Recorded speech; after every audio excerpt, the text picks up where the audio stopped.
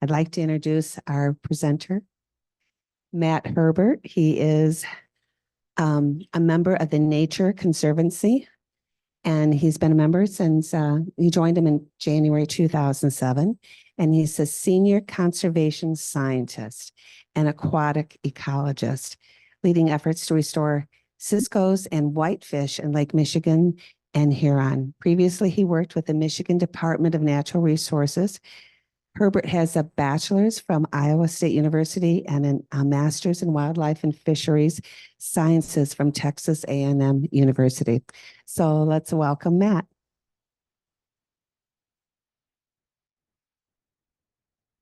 Can you hear me okay? Okay, thank you for coming. Thank you for being interested in this work, and thanks for the HAS program for inviting me. I really appreciate it. This is great for me to be able to share some of the project work that I do. I'm really interested in it, so I hope you find it even remotely close to how interesting I find it. As I talk, I'll refer to our partners a lot. I work really closely with agencies, including state departments of natural resources, especially in Michigan, the Michigan DNR, of course. I also work closely with the tribal natural resource agencies on most of my projects, and then also federal agencies like the U.S. Fish and Wildlife Service and the U.S. Geological Survey. So they're very important partners in everything I do. So I'll reference them a lot as we go. So also, I might cough some. I've got a cough drop in my mouth, so hopefully that doesn't make me too tongue-tied. Like 3 weeks ago, I did have COVID. I'm testing negative now, but I've got this lingering cough that I can't get rid of. So just sorry about that. But I am negative. I'm past it and everything, but just this lingering cough. Okay, so I'm not sure where to stand, so I might walk around a little bit and I figure out where I stand. So, but if I'm annoying wherever I'm at, just let me know and I can move around. So, so this is a kind of a roadmap to what I'm talking about today. I'm going to talk about me a little bit, just so you know, like who I am and where I came from, and then also I'll talk about the Nature Conservancy a little bit, so you know, like a little bit about the organization I work for those of you that don't already. Then I'll get into Great Lakes fisheries. The topic of Great Lakes fisheries restoration that's actually quite a massive topic. I'm not going to talk about all the different fisheries and all the different conservation work in fisheries. I'm going to talk about a suite of fish that we're really focused on. So I'll talk about Great Lakes fisheries, and I'll quickly kind of hone in to that group of fishes that we're focused on and why we're focused on that group. And then I'm going to talk about two projects. I'm going to talk about our work to restore Great Lakes reefs, and then I'll talk about another project where we're working to restore lake whitefish spawning runs in rivers. And then we should have time, I think, for some questions and discussion. But again, feel free to, if you guys have questions as we go, clarifying questions or whatever, please feel free to ask, and I can be totally flexible on how this goes. So, okay, so a little bit about me. I'm very jealous of people that can say like, oh, I grew up in Muskegon or Grayling or Saginaw or whatever, because I love Michigan. I wish I could say my dad used to take me out on the Great Lakes, and I grew up loving the Great Lakes, but I grew up in a small town in Southwest Iowa. I didn't really get to know the lakes till I was in my 20s. My hometown, I assume people remember Johnny Carson.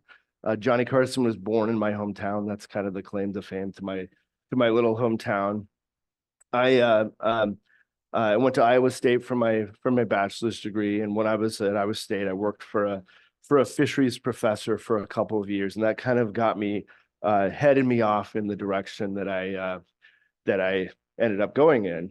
My first job after graduating was with Idaho Fish and Game. In Idaho, I worked with salmon runs from the Pacific. Where I worked, we had endangered populations of Chinook salmon and sockeye salmon, and then we had a federally threatened run of steelhead trout.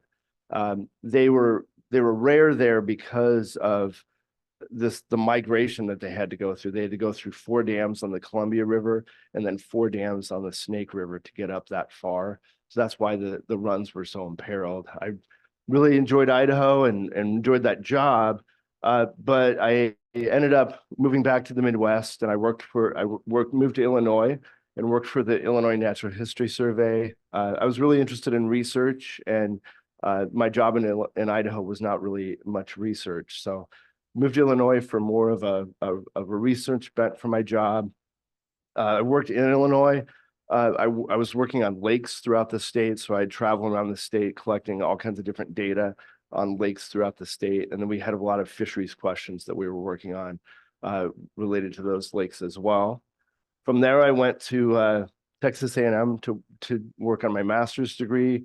My assistantship was with the Forest Service. My assistantship was to do surveys in the San Jacinto National Forest, which is a national forest north of Texas. So they wanted to know like where, what fish are distributed where. There's lots of rare fish in that area. So they wanted to know where the rare fish to help kind of drive their management of that national forest. So I did surveys all over that national forest. And then for my thesis, I took a bunch of environmental variables on those rivers, and I related like what was really driving the differences in fish assemblages in those streams related to environmental variables. Then I moved back to Illinois. The first time I was in Illinois, I met my future wife. So when I graduated with my master's, I wanted to go back, and I ended up getting married that first year. I worked for the Illinois Natural History Survey again for a year, and then I got really what had come to be kind of my dream job. I got a job with the Nature Conservancy. I really thought I'd volunteered with the Nature Conservancy. I really thought seemed like a great organization. So I got this job in Illinois as an aquatic ecologist, and there I worked around the state, but most of my work was on the Illinois River and the Mackinac River, which is a tributary of the Illinois River. We were doing floodplain restoration. We were working with farmers to improve conservation and to help water quality in these rivers. So I did that for 4 years, and then we moved to Michigan for my wife's job, actually. And so in Michigan, I worked for the Michigan Department of Natural Resources for a few years. I loved working for the DNR. It was a great place to work, and I worked with a lot of great people. But I did miss working for the Conservancy, so I was kind of keeping my eye on the Nature Conservancy. And then in 2007, they advertised for an aquatic ecologist, so I applied for that, and I've been with the Nature Conservancy in Michigan ever since. My job, I do all kinds of different work. I do field work, I do lab work, and I do all kinds of analysis and writing reports and going to meetings and sharing the work that we're doing. My work has kind of evolved over time. Initially, I was doing work in the Great Lakes and work in rivers both. But we increasingly started emphasizing Great Lakes fisheries. And so my work kind of evolved so that more and more, and now pretty much all of my work is related to Great Lakes fisheries, which is what I'm here to talk about today. This is my family. I live in Shepherd, which is a small town, first exit south of Mount Pleasant on 127. This is my wife, Tracy. She's also a fisheries biologist. She taught fisheries at Central Michigan University for 20 years, and now she's an associate dean at CMU. This is my daughter, Megan. She was a recent graduate of CMU in animation. She's trying to figure out what she's doing next right now. And this is my son, Leo. Sorry about the pointing. I keep pointing, and I forgot that you can't see it online. So I'll try to remember. So this is my son, Leo, in the bottom center. He'll be a senior in high school next year. He's really interested in sustainability and urban planning and things like that. And then that's our dog, Penny. We love Michigan. We spend a lot of time enjoying Michigan, getting out in the state. It's a great place. We feel like we're very lucky to have ended up in Michigan. We're really happy here. We love the state of Michigan. All right, the Nature Conservancy. the mission of the Nature Conservancy is to conserve the lands and waters on which all life depends. And our vision is a world where the diversity of life thrives and people act to conserve nature for its own sake and its ability to fulfill our needs and enrich our lives. So both are really important. Nature is a really important thing that I think a lot of people just generally care about. But even if you don't care about nature, there are so many ecosystem services that we get out of nature that there's lots of undervalued reasons to help protect nature. So that's really what we focus on. We're a global organization. We have over 1 million members. We've been around since 1951, so we're 73 years old. We're in 79 different countries. We have over 900 scientists out of a little over 5,000 staff. We've conserved over 125 million acres worldwide. We were founded by scientists, and so we've always felt that having a science base was really important to us, that our work was informed by science. So that's really important to us. We're very collaborative and nonpartisan, focusing on innovative market-based work and tangible, lasting results. Those are all kind of important values for our organization. In Michigan, we have over 32,000 members, over 50 staff, 25 trustees, and we've conserved over 438,000 acres in Michigan. So our work in Michigan mostly is focused on these 6 things on the bottom. So we've protected a lot of land. We buy land or do easements or help try and identify really important lands and make sure that they are conserved in the long term. So that's an important part of what we do. We also do a lot of Great Lakes work. So the fisheries work that I'm going to talk about today is in that Great Lakes bucket. We also work with agricultural communities a lot. We've got a lot of focus in Saginaw Bay, where we work with farmers to help improve soil health and obviously water quality as well. And then we've got a variety of climate change work, both to help prevent climate change, but also to adapt to climate change both from a nature perspective to help our ecosystems, be resilient to climate change, but also people too, so that people, our communities, and are ready for whatever's coming.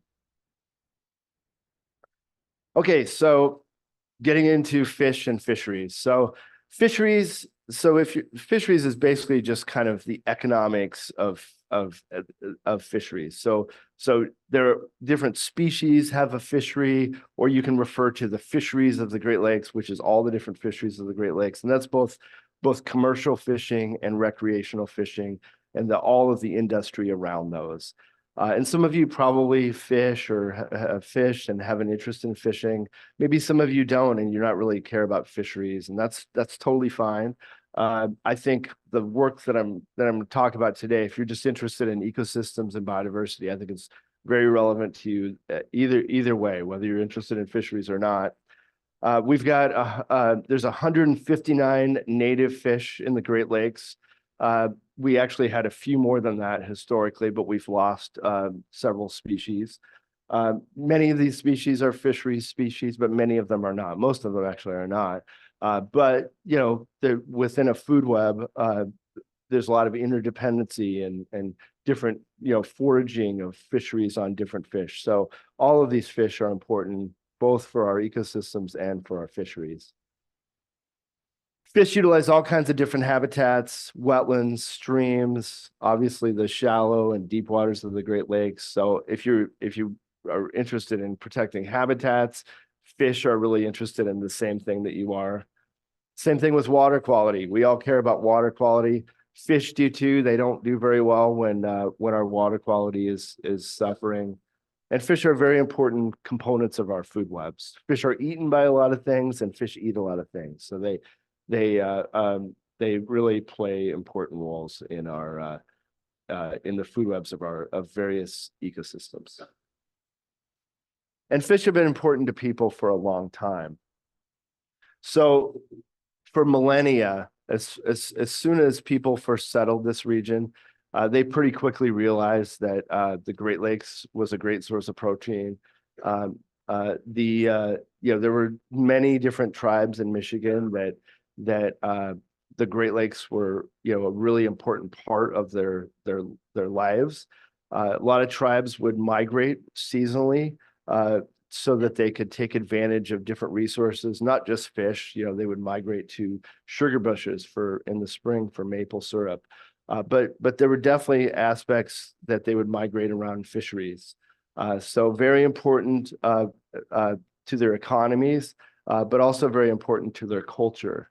This is a picture of the rapids in the St. Mary's River between Lake Superior and Lake Huron. This would be Sioux tribe, which have fished those rapids for millennia. This is a fishing community. This is the Bay Mills Indian community, also up near Sault Ste. Marie. This would be a fishing village up that way. So very, very important to the tribes. And I will talk about our tribal partners a lot as we go and how important the fisheries are to them still today. Very quickly, when people started settling the region, I'm sure they learned a lot from the indigenous folks, how important the fisheries were. This is a picture from Fort Michilimackinac, soldiers harvesting fish in the Straits area. This is a display at Fort Michilimackinac at the museum there at the fort in Mackinac City. This is an excavated whitefish that was excavated from the site, just kind of showing how important these fisheries were going way back.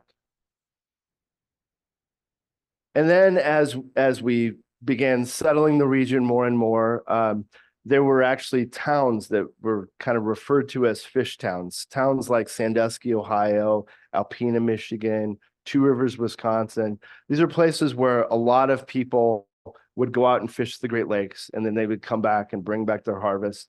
And those towns would have production facilities to process those fish and then ship them off to our growing cities like Chicago and Detroit, Buffalo and Cleveland, places like that. And so this was a really actually important part of the economy back then, as we were growing and becoming a region. This is a photo of Lake Erie in the 1870s. Each of these lines is a pound net out in Lake Erie. And you can see the Bass Islands area and Maumee Bay area. There were so many nets that they had to do an inset showing just how many nets there were. This is crazy how many nets were out there. There was actually a ton of overfishing going on back then. And honestly, looking at this, it's just amazing that fish made it through this gauntlet that we had out there. We were harvesting a ton of fish. This is a picture from back then, just showing a pound net being lifted and just gives you a sense of the abundance of fish that they were collecting. This is a boat that came into Sandusky, Ohio. This is full of a species that I'm going to talk about called the Cisco. It's also referred to as lake herring. Back then, everybody called it lake herring. Scientists have changed it to Cisco. I'll mostly use Cisco, although I do have a graph where I call it lake herring. So just remember those are the same thing. But this was actually the most harvested fish in the Great Lakes in the late 1800s and early 1900s. It was a very important forage fish, so top predators ate this fish a lot.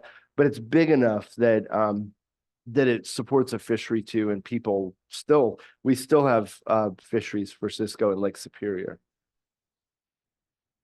And then, of course, today we harvest. We still have fisheries in the Great Lakes. And the Upper Lakes, lake whitefish are the biggest consumed fish, the biggest commercial fishery. And then in the lower lakes, it's more yellow perch. And so you go up north, most restaurants have whitefish. You can buy smoked whitefish up north, and I'm sure many of you enjoy going up north and having whitefish. And then, of course, recreational fishing. Great Lakes is great for recreational fishing. People travel all over the world to fish in the Great Lakes. It's very important economically in our region. There's hotels and restaurants that really depend on on folks traveling to the region and fishing. And so our recreational fisheries are extremely important part of our economy. Together, our recreational fisheries and our commercial fisheries in the Great Lakes is estimated at roughly $7 billion a year.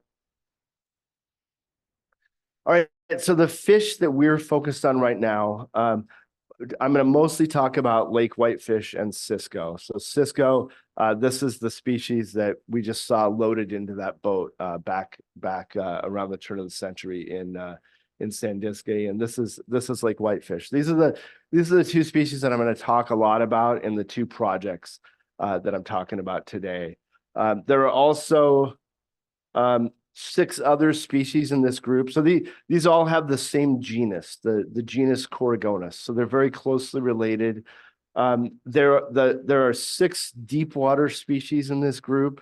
One of these, the Johannae, is extinct. It went extinct in the mid 1900s, primarily because of overharvest. There was pollution and other factors as well.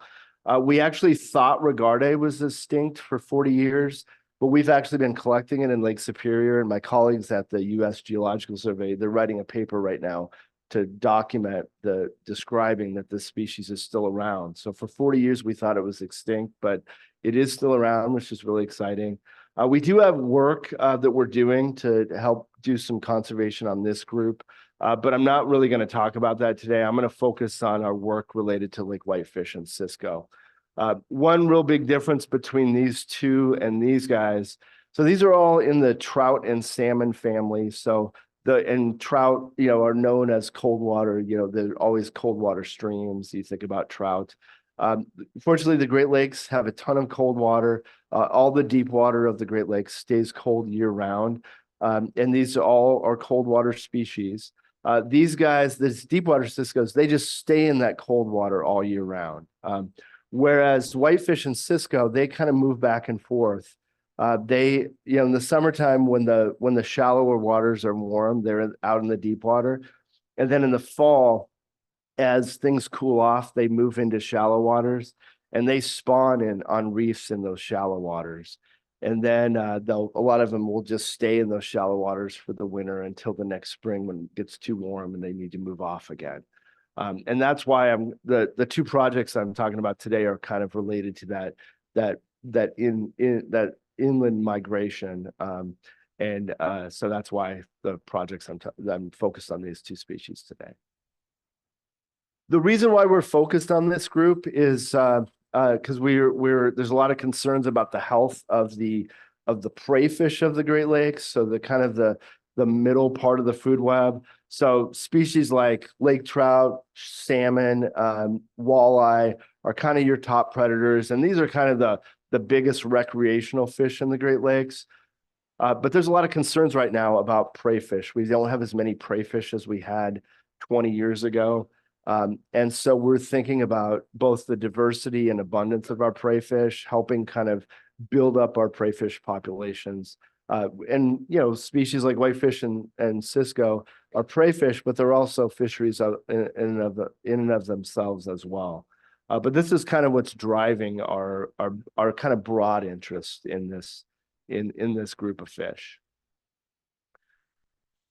Just to give you some context for what happened kind of historically. So there were a bunch of fisheries crashes in the mid 1900s. I talked about the overfishing that was going on. There was also lots of pollution. I think everybody's aware that there was a lot of pollution going on in the Great Lakes, especially before the 1960s. There's also a lot of habitat destruction, navigation channels and harbors and all kinds of stuff that we did to change the Great Lakes that would change habitat a lot. And so this is a graph of lake trout numbers in Lake Michigan. And this isn't numbers of lake trout. This is actually the harvest, how much commercial harvest there was of lake trout. And the populations would have been very stressed in the late 1800s and early 1900s. But you see this big crash here. That big crash was caused by sea lamprey. So sea lamprey came in. If you're not familiar with sea lamprey, they are a parasite. They are a fish. It's a primitive fish. They kind of look like an eel or a snake, but they hook on to large fish and they suck their blood, and they'll often, most times they'll actually kill the fish. So this is a lake trout with a sea lamprey stuck on its side. This is what their mouth looks like. So it's a suction. So they basically sink into the fish and they basically just suck they hang on, and as the fish swims around, they just hang along beside him and they suck their blood. This invaded the Great Lakes through the Welland Canal. So that's why that was kind of the timing of this. This is how long it took them to kind of work their way up the lakes. But basically they caused the lake trout to pretty much completely crash, at least the fishery class. And there were not very many lake trout out there after this clash as well. This is the lake herring, or Cisco, as I'll normally refer them to. Their populations were also stressed in the run up to this. After that crash of the lake trout, the harvest of Cisco actually went up. And that wasn't really because there were more Cisco. It was because all the people that were fishing for lake trout needed to fish for something. So they all switched to Cisco, which did not do the Cisco population any good. And it also crashed. And it was a combination of like all that increased fishing, and alewife invaded as well. So alewife was another invader that came up the Welland Canal, and with lake trout gone, that was the top predator. So now there's not a top predator. And then their main competitor would have been the Ciscos. And the Ciscos are all suppressed because of all the over harvest. So alewife just exploded. And many of you probably remember, the beaches being fouled, when you were young. A lot of people remember, like not being able to go swimming because there were so many dead alewife on the beaches. That was causing all these, that was helping cause a lot of these crashes, particularly related to Cisco. And then this is the lake whitefish trend in Lake Michigan. So sea lamprey like big fish, and Cisco are a little bit too small for them. So they kind of focus on the bigger fish like lake trout. As soon as they wiped out lake trout, they kind of went to the next biggest fish, and whitefish are one of the bigger fishes. So they basically took their toll on the whitefish as well, and they also crashed, and there basically wasn't a fishery for them anymore. In the 1950s, the Great Lakes Fishery Commission formed, and they were focused on research to try and develop techniques to control sea lamprey. And it took them a while, but they figured out a way to have a species-specific chemical that can control sea lamprey. And so we still, to this day, armies of people from the Fish and Wildlife Service move around the Great Lakes, and they treat rivers, because they move up rivers to spawn, and they treat rivers to control sea lamprey. And that program really got going in the 1960s. And you can see the response of lake whitefish. Lake whitefish rebounded really well from that control. And by the 80s and 90s and 2000s, we had an excellent whitefish fishery, which is why you can order whitefish in restaurants, and why you're familiar with whitefish, being able to eat whitefish in the Great Lakes. However, we do have this more recent crash that we're super concerned about, and I'll talk about this more later on.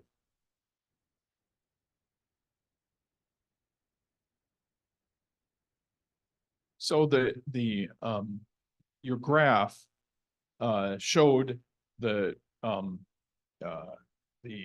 overfishing, how much and how these invasive species cause the decline in the fish. How much do you believe the fishing production correlates to the amount of fish? You know what I'm saying? And everything you've shown is based on production, catching of fish. How, did people were overfishing? Did they change their habits and so forth? So there's the fish population, but then there's the fishing, and is it the correlation that great? Am I making sense? I think so. So like did fishing, so I think what you're saying is like at some point people are going to change their behavior and maybe not focus on lake herring or Cisco at this point. I think you're exactly right. And that's why it's this kind of this list. Yeah, we don't have a very good way of saying like proportion of it was caused by overfishing versus pollution versus alewife. It was complex. It was very complex. And I think you're exactly right. Like the overfishing, there was a point where like overfishing wouldn't have caused this, overfishing would have cost maybe this, but the stress from overfishing like made alewife invasion much more impactful on them. I think if we would have had a nice strong lake herring population or Cisco population that was not suppressed by overfishing and pollution, I think alewife they probably could have held their own and kept alewife from maybe even invading. Maybe alewife invasion wouldn't even have been successful. But because they were suppressed so much, I think that made the impacts of the alewife much more severe. Yeah. Very general question. Do you have any sense, let's just say in terms of orders of magnitude of the population of these major fish in the Great Lakes prior to the arrival of Europeans compared to say, 1900 or something like that? Right. Order of magnitude. Is it like off the charts different or nothing I'll hold you to? Actually, no. That's debated about a lot. It's hard to know. I mean, the amount of fish that were being harvested in the late 1800s and 1900s was amazing. I mean, it's incredible how much was being harvested. And it's hard to imagine the lakes being able to produce those numbers. And, it might have been, a lot of that early pollution was nutrients. And it's possible that there was actually some benefit from a biomass perspective from the amount of fish produced, that there was some initial benefits of that before the pollution got so bad that we actually had like oxygen deserts, in places where they would lay their eggs and they would just die. Before that happened, maybe there was actually some benefits from the nutrients. I don't know, and nobody really knows. We talk about that and we speculate about it, but we don't really know. It's a good question, but it is amazing what was being harvested from the lakes back at that time. So I don't know if that probably is maybe a frustrating answer, but that's true for a lot. That's true for a lot of things you will ask. Is there's a lot that we don't know. I have a question about those alewives. I remember those washing up on the beach, and it was just an absolute mess. And it lasted for a couple of years. Yeah. I guess my question is, why were they washing up dead? And then how come we don't see them anymore? Yeah. So, because there were so many, there were no predators left. All the lake trout were the main predators, and they were gone. There were no competitors left because the Ciscos would have been their main competitors. And so they basically, when they invaded this like kind of this empty system that the native species weren't there to kind of protect the system, And so they just exploded, and their numbers, they would have like tons of reproduction success, but then there'd be too many of them. They also, alewife are not super well adapted to the Great Lakes. So a cold winter and a cold spring actually causes a lot of die-offs for alewife. So it's partly like that there were so many. It was just insane how many alewife were out there. And so partly just competing with themselves, and then partly like that cold stress that we still see in alewife today. The reason why, so alewife numbers in the 60s were insane. And then as we started in Michigan, we started stocking Pacific salmon. We were stocking lake trout too, but lake trout weren't recovering. You could see here lake trout really weren't recovering like we wanted them to. So we started stocking Pacific salmon into the Great Lakes so you can fish for Chinook and coho salmon in the Great Lakes.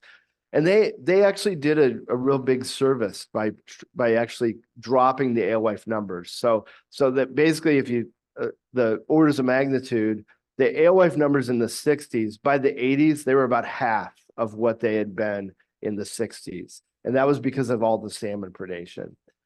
Now from where they were in the 80s, in Lake Huron, they're probably maybe 1% of what they were in the 80s. And that's because of the quagga mussel invasion, which I'm going to touch on it a little bit, but that's such a complex thing. I'm not going to really be able to deal with it very well. But quagga mussels have fundamentally changed the Great Lakes, and there's like they're on the bottom of the Great Lakes. They filter a lot of nutrients, and they've made the lakes super clear, more than zebra mussels ever did. And so the lakes are super clear, but they also, because of that clarity, they've taken all the nutrients out of the water column. And so we don't have zooplankton in the water column like we used to have. And zooplankton are really important for a lot of fish. And alewife are one of them. They zooplankton throughout their life. So in Lake Huron, in 2003, we had this massive collapse of alewife in the lake. And they just never really came back. They're still here and there, but no real numbers. In Lake Michigan, we still have alewife. They've also dropped.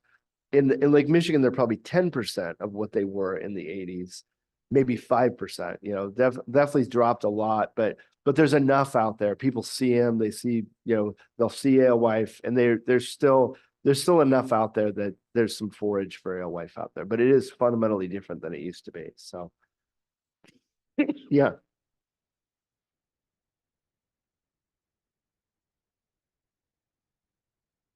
Do you have any reason to believe that the populations are significantly different in terms of their relative numbers as opposed to the harvest? Because I know there are some laws about harvesting that would keep some of those numbers down. Not so much, yeah, you're right. So yes, there are just some lake trout are much more abundant than what this shows. This is commercial. That's exactly right. So this misrepresents what lake trout are like out there today, because they're really, prior to the 1950s, it was a rodeo. There was really not really strong laws on harvest rates of fish in the Great Lakes. After the crashes and the rebuilding and stuff, Fish and Wildlife Service has been stocking lake trout into the lakes for decades, and there are plenty of lake trout out there.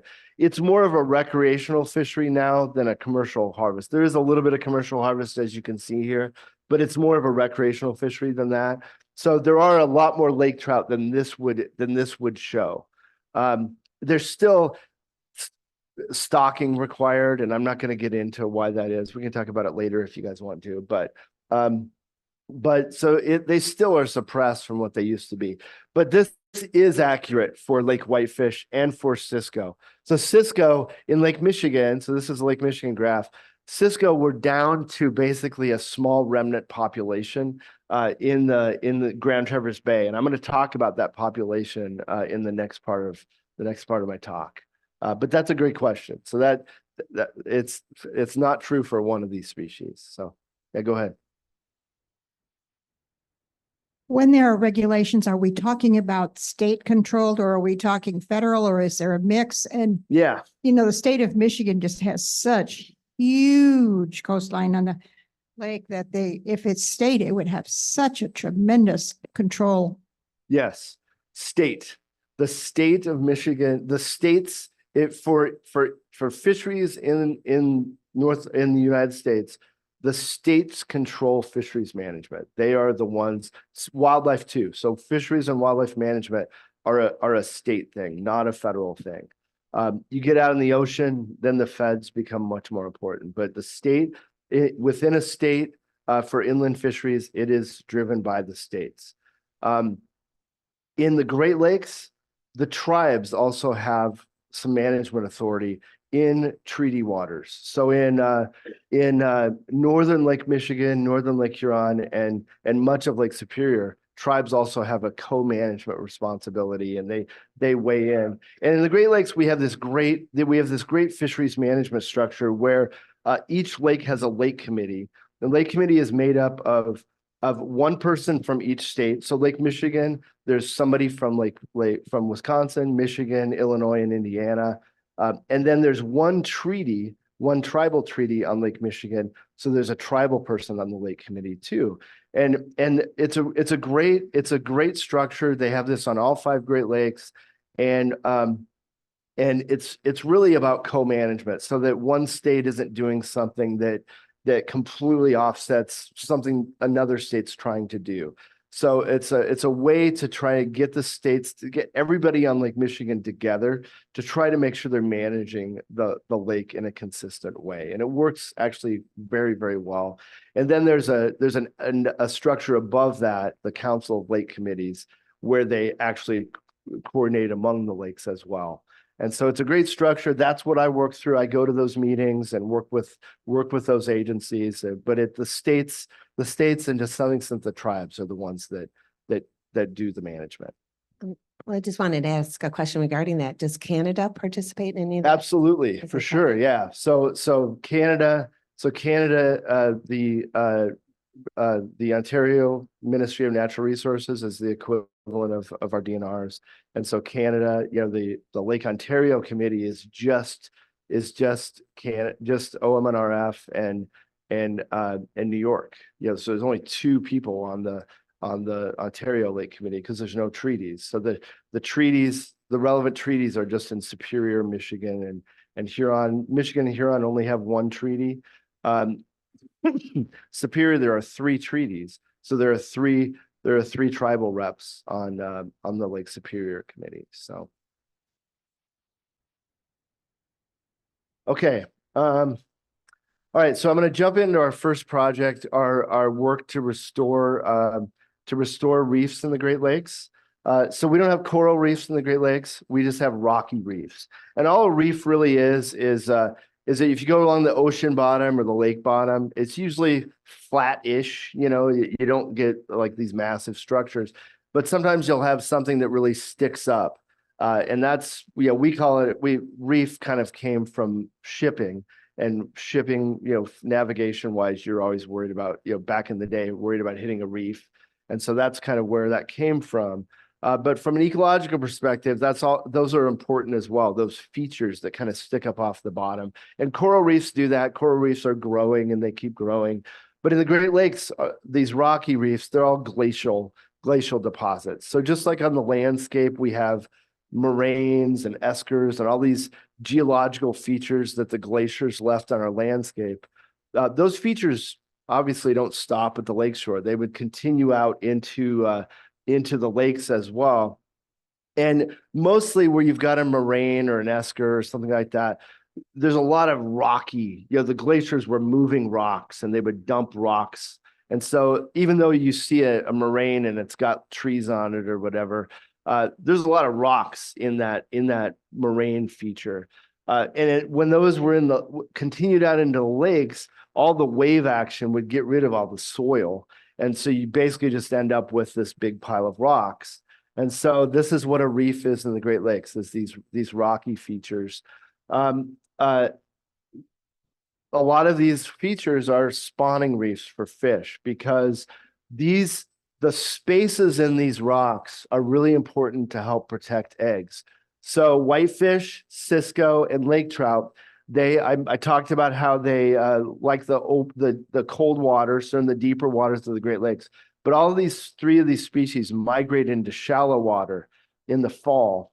And lake trout in October, cisco and whitefish in November, they spawn on these reefs. Their eggs work their way down into the rocks, and they spend the whole winter in these reefs. And they're protected by the reef, protected from predation and from wave action within the reef. And then around April in the spring, they'll hatch out. They'll come out from the reef, and then they move off into whatever nursery habitat to feed on zooplankton, which I talked about earlier. So we've been working on reefs. We've been working with our partners from Michigan DNR, Central Michigan University, and Grand Traverse Band of Chippewa and Ottawa Indians in the Grand Traverse Bay, Little Traverse Bay region for over a decade now. primarily working on these reefs. There's a few other reefs that we work on every now and then, but these are the main reefs that we've spent most of our time on. We did a habitat restoration project at Elk Rapids, which I'm going to talk about a bit in a second. We've also done a lot of work. There's rusty crayfish and round goby are two invasive species that have invaded these reefs. So we've done a lot of work to try to develop techniques to try to control their populations because they're egg predators, which is obviously a big problem. And then we've done just a whole bunch of other work to try and understand reef dynamics and what fish like about reefs, what habitat they use, what makes a reef more successful for fish spawning. I'm not going to get into all that work, but it's been really informative for us and really helped us understand reef conservation in the Great Lakes. Some impacts to reefs, just physical habitat disturbance, things like navigation channels or dredging or dumping dredge spoils on a reef have impacted a lot of reefs. Sometimes jetties or other features are built which changes the shoreline currents and sediment dynamics in the lakes.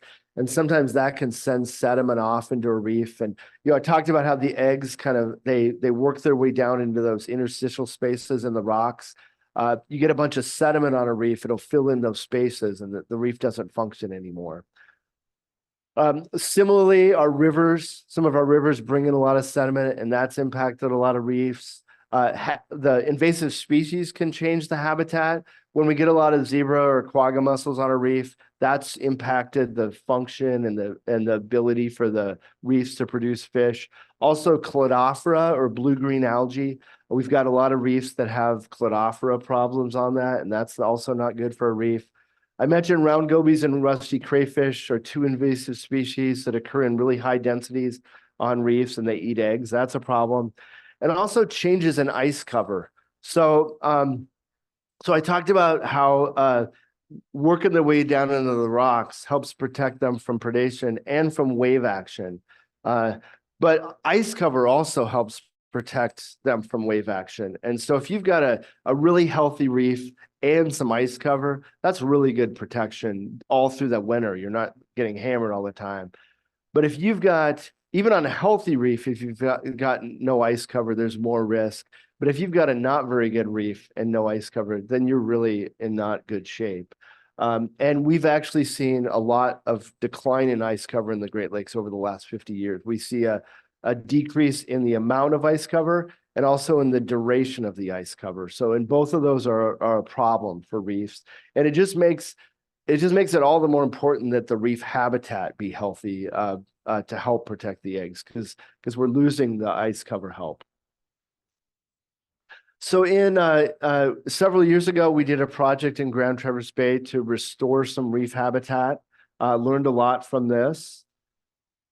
This site is off of Elk Rapids in the east arm of Grand Traverse Bay. This is Elk Rapids here on the map on the right. And this whole area off of the coast of Elk Rapids, this whole area is a reef complex. You can see kind of the green lines here. Those are the main reef features out there. There are three places where we've kind of focused a lot of our work called the Point Reef and the Dock. And the dock site is where we did this restoration work. But this whole reef complex is really important. Cisco, whitefish, and lake trout all spawn at this site, which is really unique in Lake Michigan. The main reason why it's unique is because of the Cisco. So that Cisco crash in Lake Michigan, for 70 years, this was really the only place that we knew of that Cisco were spawning in Lake Michigan. Just last fall, we found a new place where Cisco are spawning in northern Lake Michigan. We think they're expanding. There's lots of evidence that Cisco are expanding now, and so which is great, which we're really encouraged by. But for a long time, this was it. This was the only site, and so this is a really important site that we want to make sure spawning is going well at this site and working well. This reef site is a great site. It's you can see the rock is really nice and clean. There's lots of spaces in the rock. Off to the upper right, you can see the edge of the reef. and you can see there's a nice slope coming up. That slope would tell the fish that there's a lot of depth to this reef and really great places to put your eggs. So this is kind of our reference site. This is a site that we go to a lot to learn about functioning of reefs. You can see a little bit of sampling equipment on the reef as well there.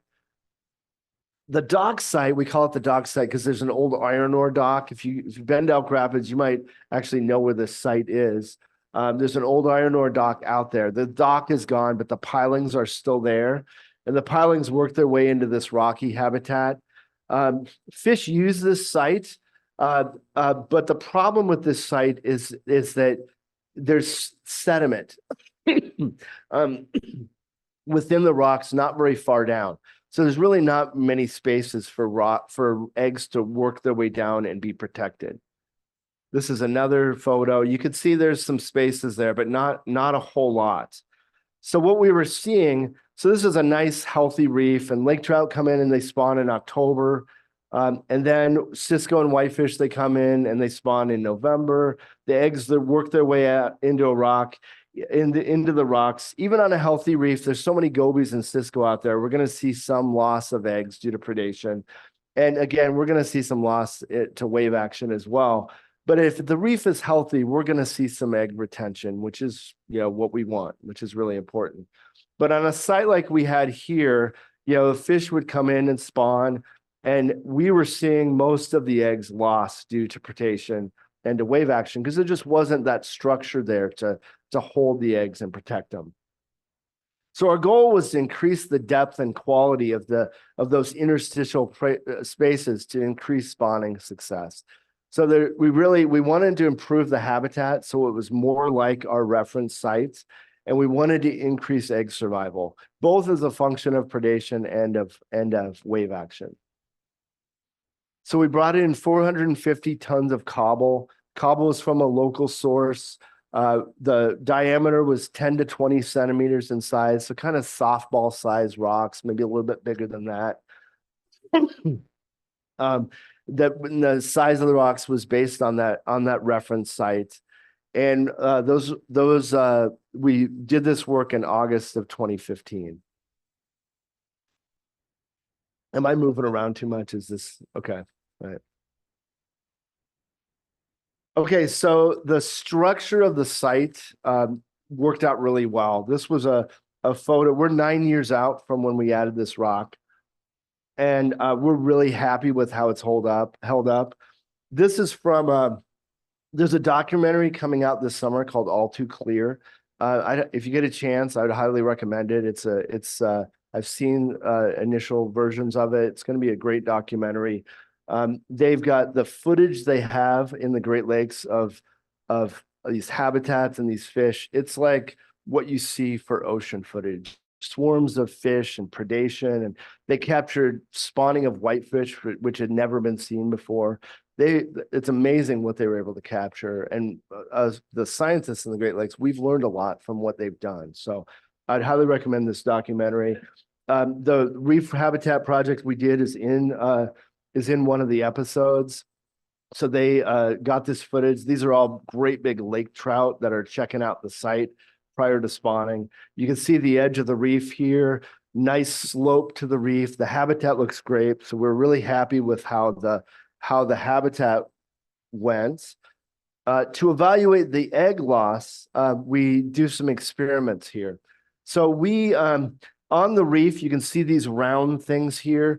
Those are egg bags or egg nets that we dive down and go out and we excavate some rocks. Then we put these bags into the reef and fill them up with rocks. So they don't really stick out. So fish will go and they'll spawn across the reef. Some of those eggs will go in the nets, and then we can estimate the density of spawning from year to year, from site to site with that. But the other thing that we do is we can add eggs and add beads to each of these bags and learn about egg retention. Now, the eggs that we add are not the same as the eggs that are deposited. That's important because if they were, we wouldn't be able to tell them apart. So we would have no idea what the retention was. So what we do is we get eggs from a nearby hatchery, and they're not lake trout eggs. They're rainbow trout eggs, which are similar size to the lake trout eggs. They're also more developed. So you can see, these are called eyed eggs. You can see the eyes of the fish. And fish eggs, when they're developing, they kind of go through a metamorphosis at one point where where we call them, oh, the eggs are eyed now. And it kind of happens like all of a sudden the eyes just kind of pop out. And the eggs are actually quite different after that. They're more, there's a lot higher mortality before they're eyed up, which is important. I'm like, remember this, because the second project I'm going to talk about, eyed eggs. But for this project, the important thing is we can identify them. So we can put 20 eggs in each of the bags. And then we also put 20 beads. The beads are similar size and buoyancy to lake trout eggs, so they should behave very similarly. And what the beads tell us is loss of eggs from just from wave action. So whatever we lose, we know that's from wave action. The egg loss, we don't know. It's a combination of wave action and predation. But the difference gives us a sense of like, okay, how much of this is from predation? How much of this is from wave action? And this is our bead retention. So how well the beads stayed in place prior to our restoration and then after our restoration. And then the blue is our restoration site. The orange is our reference site. And so for beads, we can see that, sorry, I caused that to shake. I touched it. Prior to restoration, our reference site did better at retaining beads. After restoration, our actual restoration site did better at retaining beads. And that's true for eggs too. In fact, the eggs, it's even stronger for the eggs. But the combination of these kind of tells us that it's really a function of both predation and wave action.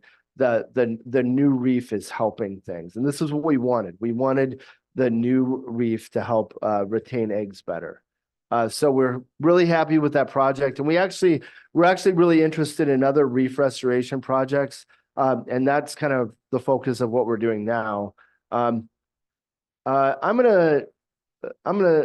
just say, I'm going to do this really quickly. So this is rusty crayfish. This is round gobies. They're the invasive species that I've talked about off and on. This is actually a native crayfish.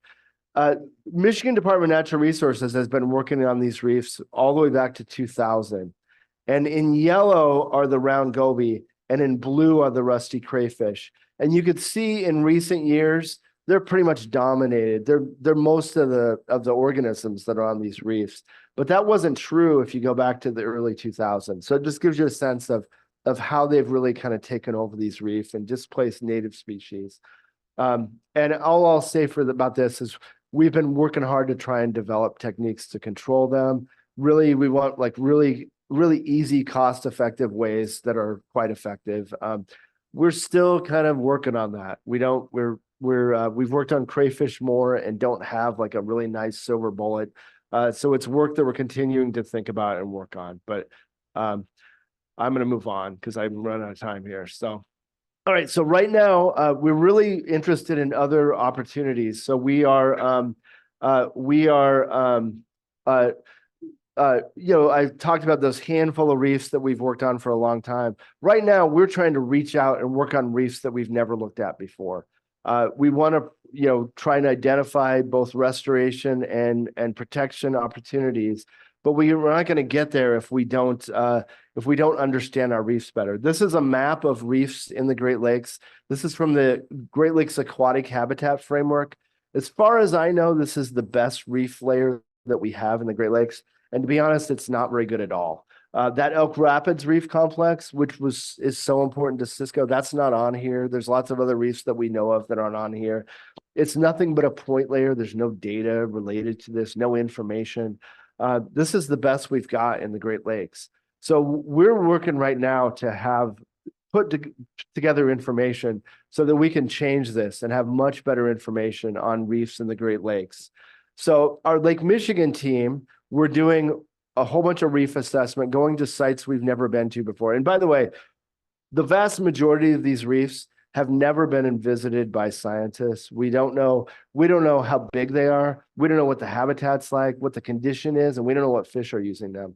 So there's a massive amount of information that we don't know, which makes it really hard to think about prioritizing reefs for protection or restoration.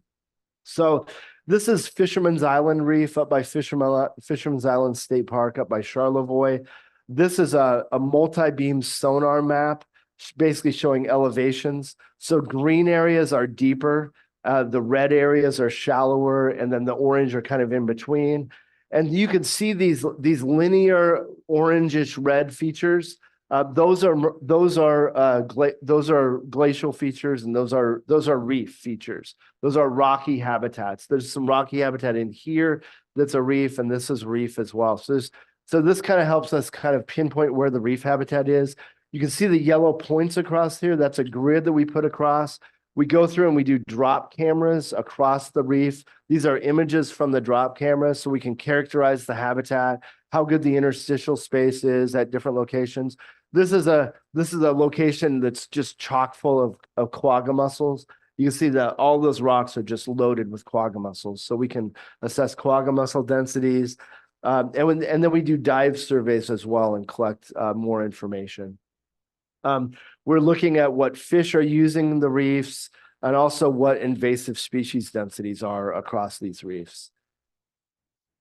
This is zoomed into the Leelanau Peninsula up north of Traverse City, showing this is that point layer that I talked about that, as far as I know, is the best layer that's out there. This is what our layer looks like, much more detailed. We're actually tracing the boundaries of the reef. And we're going to have all kinds of data on the reef, like what fish are using it, what's the habitat like, what condition is it in, what sort of invasive species. This is what we're working towards. This will really help managers be able to manage reefs in a much better way. This is a map that we have of the Michigan side of Lake Michigan, showing the circled areas are reefs that we've been focused on doing these assessments on. So we'll have a whole bunch of data on those particular sites at the end of the current project that we're doing. But we're also, we have our Lake Michigan team in Michigan has been working on this, but TNC is also involved in a project in Green Bay to do the same thing, and in Lake Erie. And so we started a couple of years ago, we started having coordination calls to get our teams and our partners together, because all these projects we're working with partners on, to talk to each other and share methods and learn from each other and try to make sure we were using as consistent methods as possible. So ultimately we can share data. And our partners love these calls, and they started asking, can I forward this to this person and this person? These calls exploded and grew, and we have monthly calls with agency folks and university folks from all over the Great Lakes, which is, has been great. And it's really fostering the potential for us to have a really consistent reef layer across the Great Lakes to really inform reef management in the Great Lakes. All right, so that's the reef project. And then finally, our lake whitefish restoration work. And I'm gonna have to find a way to kind of skip information here a little bit because I'm running long here. So I'm gonna try and skip over some things here. So our work to restore whitefish in the Great Lakes, we're working with the Bay Mills Indian community, the Little Traverse bands of Odawa Indians, Michigan Department of Natural Resources, and the Sioux tribe of Chippewa Indians. You can see we have a lot of tribal partners on this project. They're very interested, super engaged, and really committed to this project. It's not surprising because whitefish are super important to the tribes. They still have a lot of folks that fish for whitefish, both from a commercial perspective, but also from a sustenance perspective. Whitefish are a really important part of their culture, and their tribal councils are super supportive of whitefish restoration work. And so that's why they're so engaged in this work and really interested in this work. But of course, all of us, I would argue that whitefish are really important culturally to many Michiganders. I talked earlier about, going up north, getting whitefish at restaurants. I know my family will go up north, we'll get an Airbnb we'll buy some smoked whitefish and some crackers and eat on that during our trip up there. So I think that's true for many people from our region.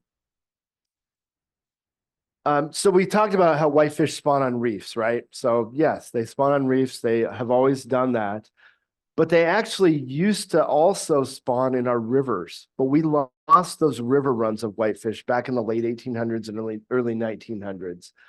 This is a map that I put together. So we lost them before we had a DNR, before we had fisheries surveys. So there isn't data to go off of. There's more just anecdotal accounts. This is a map I put together a few years ago, where all the blue rivers were places where I could find any evidence of that lake whitefish had used those systems. The red were where I couldn't find any evidence. And I would argue the red, it doesn't mean they didn't use those systems. It's just I couldn't find anything. Why did we lose these spawning runs? It was the logging era really did it. And there were three aspects of the logging area that really wiped them out. The first thing is sedimentation. So the logs were sent down to our rivers, and then they sent them down to the mill using our rivers. But the way they got them into the rivers is they would have massive areas where they would dump the logs into the river over the banks, or they would have, this is on the Manistee, this on the right, this is kind of a chute going down where they would send the logs down to the river. But if you can imagine like what that must have been like, all the sediment that would have gone into the river at that point, and that really would have not been good. So just like in the lakes where they're spawning in these rocky reef habitats, in our rivers they would have used rocky riffle and rapids habitats to spawn. And again, the eggs would have worked their way down into those rocks and spent the winter in those rocky habitats. But when you put a bunch of silt in, this is what it would end up looking like, and there's no place for the eggs to be protected. So they're going to get washed out by high flows and things like that. Our mills would dump tons of sawdust in our rivers. It's hard to fathom how much this really was a case, but there are lots of places in the Great Lakes where you can still go and visit these sawdust piles. There's one on the Manistee River just below Tippy Dam. You can visit it.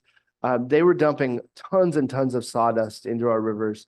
And sawdust did the same thing as silt did, although the other factor of sawdust is it was organic matter. So bacteria would have grown on that, and it would have used a lot of oxygen, which that's a huge problem, for eggs trying to survive down in the bottom of the river. And then finally, mill dams. So our mills put dams in because they wanted to catch those logs coming downstreams. And they also used the hydropower from the dam to power the mills. And of course, all those dams block migration to any habitat that wasn't impacted upstream. They couldn't get to it anymore. So the combination of these things caused whitefish to be gone from rivers throughout the Great Lakes. There really aren't any remnant locations that we know of where whitefish persisted. And here's just some historic accounts. I'm going to go through this really quick. Green Bay, this is from an 1882 report. Green Bay, the rivers were the primary source of spawning for whitefish. 1845, Lake Whitefish ran 20 miles upstream to spawn below the falls. The Whitefish River up in the UP had the accounts of tremendous runs of whitefish. The Elk River, near that reef that I was talking about, whitefish moved into the Elk River to spawn by Elk Rapids. The Grand River, the rapids in Grand River would have been great spawning habitat for lake whitefish. The Flint River had a run. So these are the kind of accounts that you can find talking about some of those runs. And then the impacts, the Whitefish River, that tremendous one in the Whitefish River was wiped out by paper mills.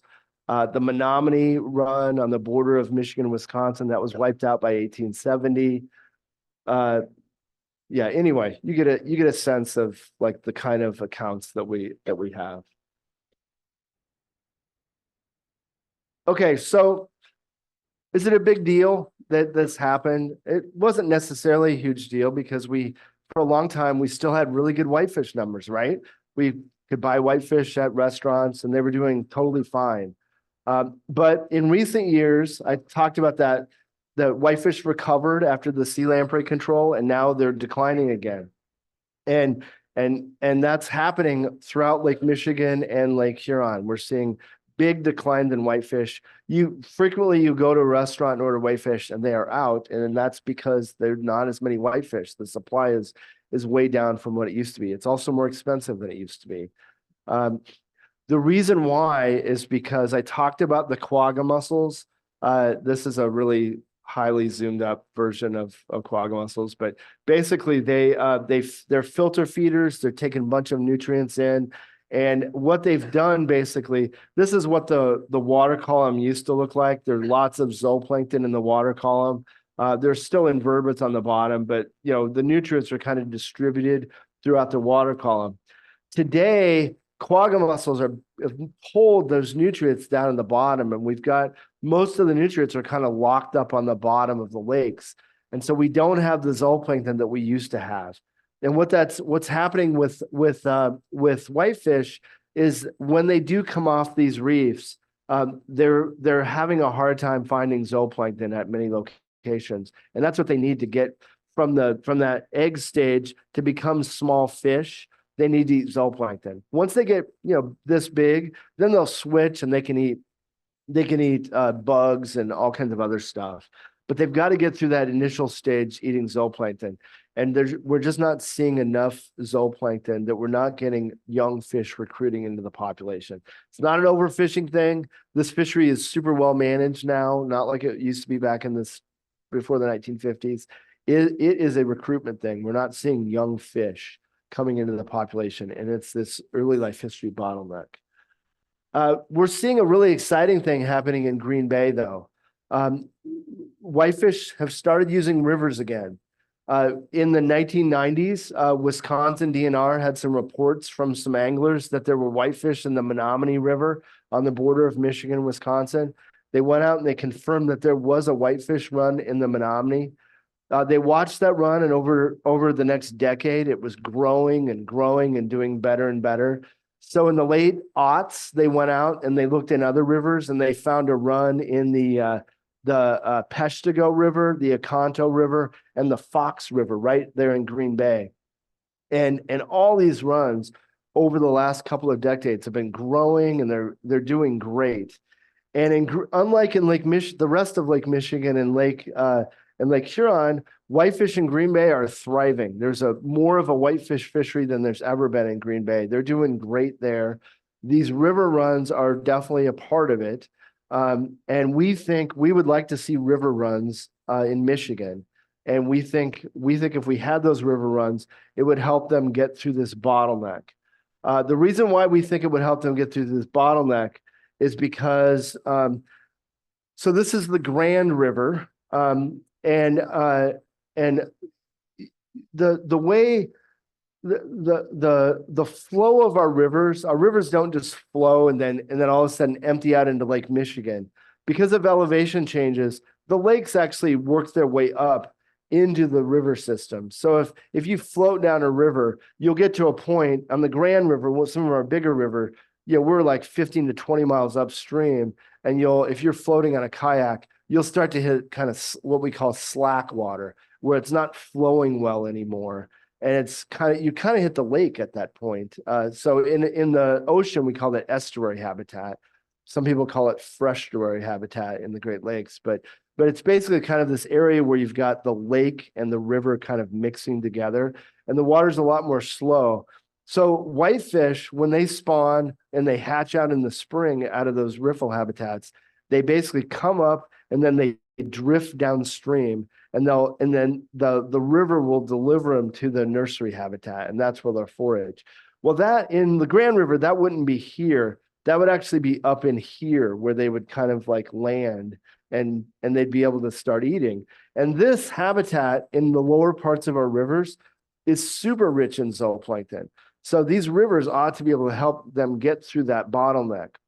Not only that, as you guys know, many of our rivers on the eastern side of Lake Michigan they actually flow into lakes, or what are often called drowned river mouths. So White Lake, Pure Marquette Lake, Pentwater Lake, Muskegon Lake, Lake Macatawa, Spring Lake, Lake Charlevoix. There's all these lakes that the rivers actually flow into before they go into the Great Lakes. And all those lakes have great zooplankton populations. So also great nursery habitat for whitefish. So if we can reestablish, whitefish in these rivers, we think it'll help get them through that bottleneck, and we can help reverse the decline that we've seen in whitefish in the lakes. I'm going to skip over this. We do since 2018, we've been doing surveys, trying to figure out where whitefish are and where they are not. So I've got a bunch of maps showing where we've surveyed from year to year.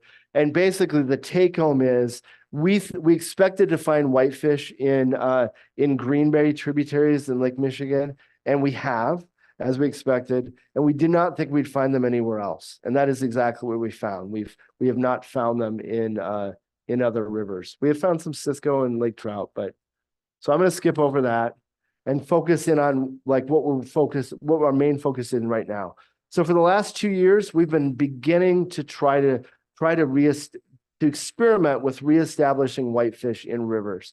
The key is, so just like salmon, they kind of imprint on their natal habitat and go back to that same river. Whitefish do that in the lakes. They'll go back to the same reefs that they were produced off of. They would go back to the river they came from, but we lost all those river runs. So the key for having river populations is we got to get whitefish imprinting on our rivers again.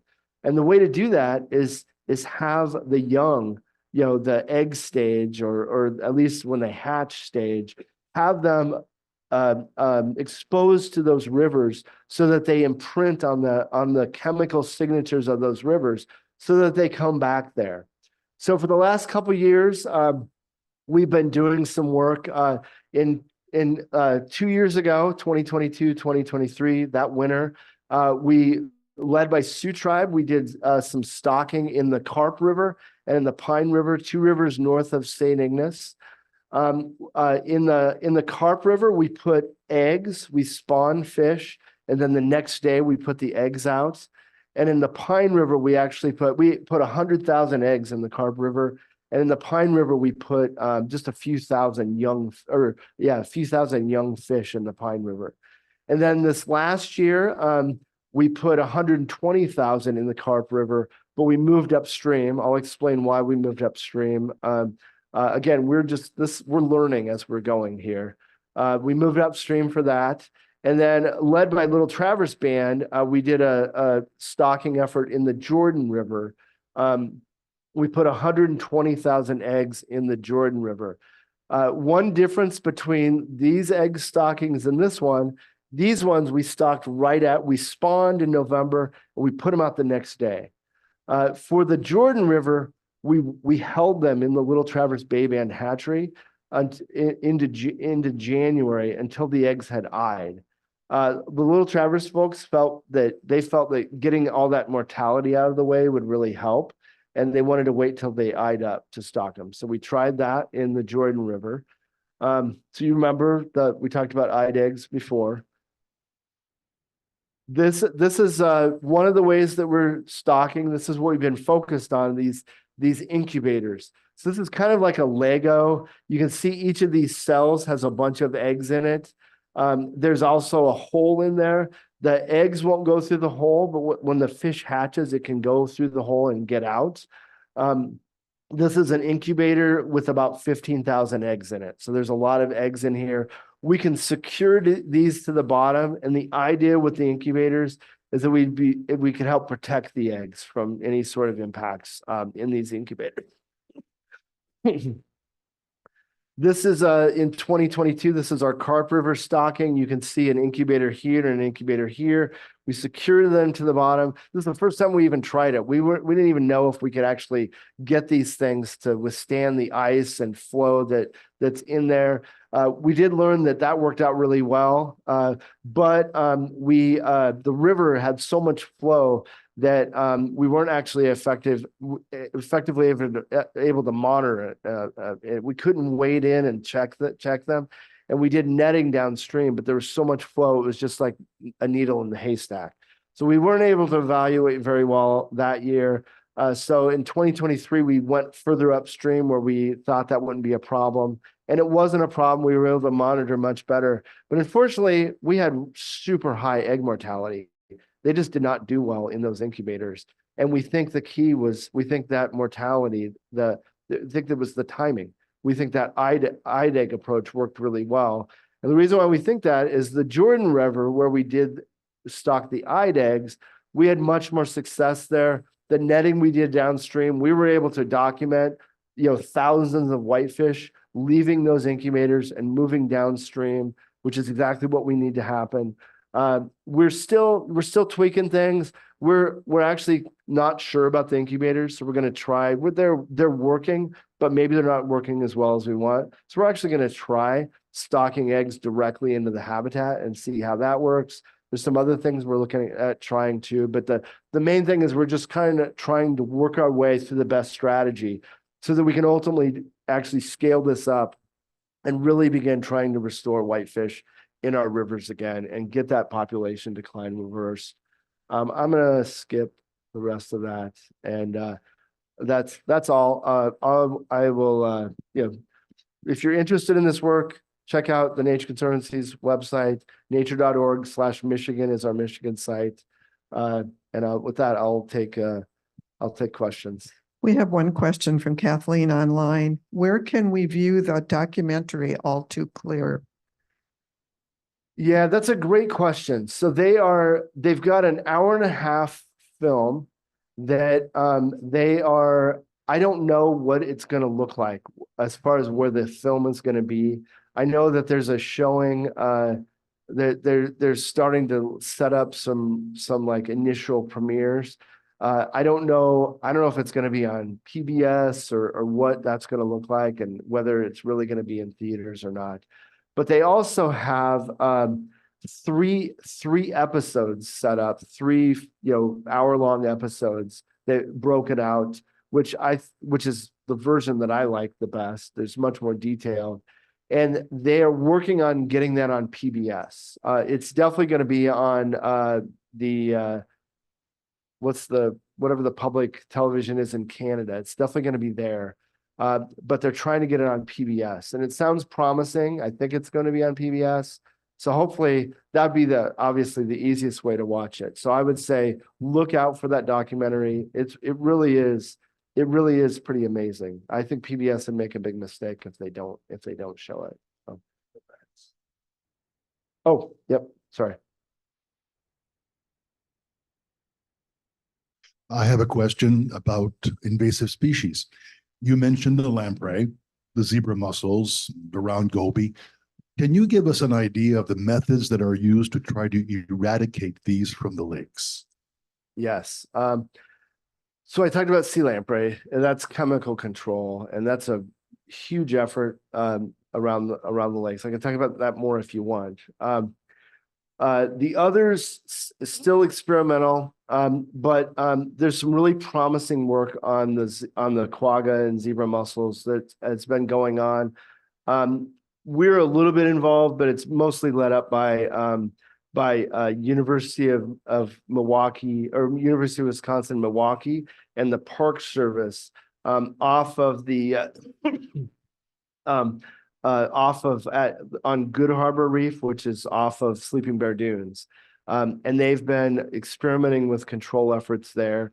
They've tried putting tarps down. They've had divers go in and remove invasives. And then there's also a chemical called Zequinox that it's based on a common soil bacteria, but it's actually toxic to zebra and quagga mussels. The problem with that one is that it's expensive and to control at scale, you could take a really small lake and probably treat the whole lake, but even a big lake would be too expensive. And of course, the Great Lakes, it's impossible. But they have experimented with some local control for that. the most encouraging thing about that is the first thing that University of Wisconsin Milwaukee had done was they had with divers they had removed on a not huge area, but they had removed zebra and quagga mussels from all these rocks, and to this day that they haven't really recolonized, and they think the main reason is because so gobies, which are also invasive species, they'll eat small quagga and zebra mussels. Once they get so big, they don't eat them. And they think the goby grazing has kind of helped kind of keep them from coming back in that area. So the thinking is, wow, if we can get a big enough area, we can actually start to help reef habitats. For crayfish, we've been working on trapping efforts, trying to come up with traps that you don't have to check all the time. That's kind of been the challenge in the lakes with the wave action and stuff at the time of year that we want to control. That's kind of, we're really struggling to have a really cost-effective approach. The other thing about them that's crazy is that we have actually been pretty successful in driving crayfish numbers down off of a reef with a lot more effort that we want. But we've been successfully doing it. But the problem is they actually respond by increasing their fecundity. So they produce way more eggs. And so then you end up with a bunch of young crayfish. And so, that's not really a very good approach. So we're really struggling with crayfish. Gobies, we have some electrical control, just kind of putting a grid down, running some electricity and killing gobies. That looks promising, although we really haven't tried to scale it up. We just have been too busy with other projects, so we haven't really tried that. So there are things being tried. I think there's some promising things, but there's also some really, there's some more, kind of genetic manipulation talk about quagga mussels and like really trying to be able to introduce kind of a cancer into them and control them across the Great Lakes. That's interesting. And, I don't know. I don't know what to think about that. Because the one thing I worry about is if we could just like that kill all the quagga mussels, I'm not sure what that would really do, because there's a lot of nutrients locked up in the bottom of those lakes.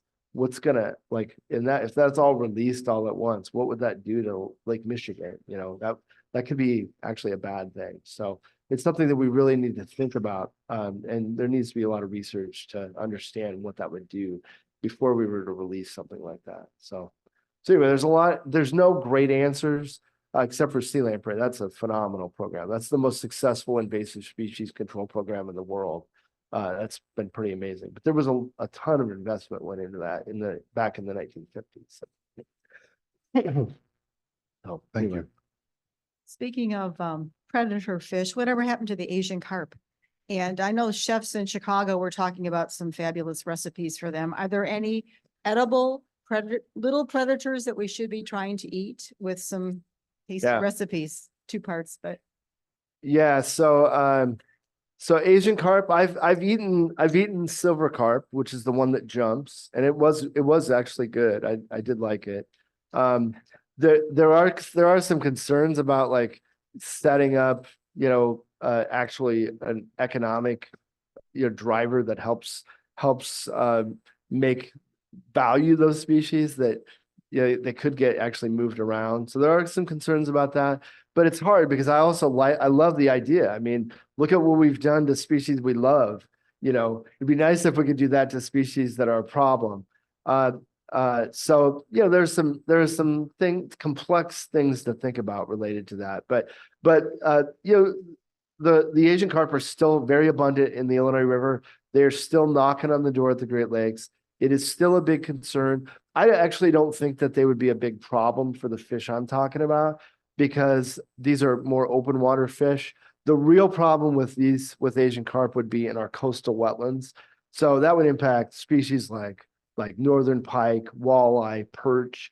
Those would be the species that would be the most impacted. And they could really wreak havoc on our coastal wetlands and the lower parts of our big rivers. And actually, They could actually, that what I talked about for whitefish, you know, at all that nursery habitat for whitefish, I take it back. They could actually impact that, you know, because they would change the nutrient structure and any zooplankton. So even the fish I'm talking about, they could actually, hadn't really thought about that. But So how are they holding them back? Is it an electrical barrier? right now it's an electrical barrier. You guys were talking about this earlier. There was just that Michigan just signed an agreement with the state of Illinois and the Army Corps of Engineers to invest a whole bunch more money in that barrier that's there now. It would be, I think there's like 3 or 4 there's 3 or 4 different ways that the site would then help block them. Be much improved from what we have now. And so it's nice that that's just been in the work for a long time, and there's been some feet dragging on it. So it's really nice to see it finally moving forward. I'm hoping that, you know, they can move forward as quickly as possible, because it remains a very important issue. And then as far as like eating things, rusty crayfish, you know, you can have a crayfish boil, and there are people around the region that there are local conservation groups that have done rusty crayfish boils and gone out and collected a bunch of rusty crayfish and actually have had an effect on the local population. So we have talked about that. We've actually talked with partners. We've talked with some of our tribal partners about would there be any way to get you know, a fishery on rusty crayfish. It's just, Well, it might be marketing. You might want to call them crawfish instead of crayfish. yeah, exactly. Yeah. So, but we've not really had, our catch rates aren't, it's too hard. It's too much work and too hard to catch them, that I'm not sure that, you know, I'm not sure it would work, but we have talked about it. And I think it's still an important thing that we should continue to think about it and talk about. So. Any other questions? What about pike and walleye and large and smallmouth bass? How many of these your whitefish are they eating? Whitefish, those species would be more likely to eat whitefish than the other way around. Whitefish are mostly eat like invertebrates, like they'll mostly eat invertebrates. They will eat some small fish, but often when they do eat fish, it's often small gobies, which are invasive. So I've never heard of a whitefish eating any of those species that you name. Oh, piking and whitefish. Sure, that absolutely could be a factor, but you know, whitefish used to use these rivers, and those species would have been there then too. So they're definitely, there's no question there would be predation on those whitefish in that nursery habitat. There definitely would be. I just think it would be if there were enough of them, they could overwhelm it. And you know, it's worked fine in Wisconsin, and those rivers in Wisconsin, there would be similar predation there, and they've done fine. So it would be there, but I don't think it would be a problem. Okay, I think that wraps it up for today. Thank you very much, Matt, for this great presentation. I'm so happy there's organizations like yours working with the state, preserving everything in our Great Lakes, because it's such a treasure to have them and to be living in Michigan and enjoying all this wonderful fish. So thank you for your time this morning, and have a great day. And if you have not renewed your membership, today is really the last week. So I've got 2 volunteers right outside willing to renew you right now. Okay, get outside if you haven't renewed. And even if you're leaving us, please just stop by and tell us that so we can get you off the list.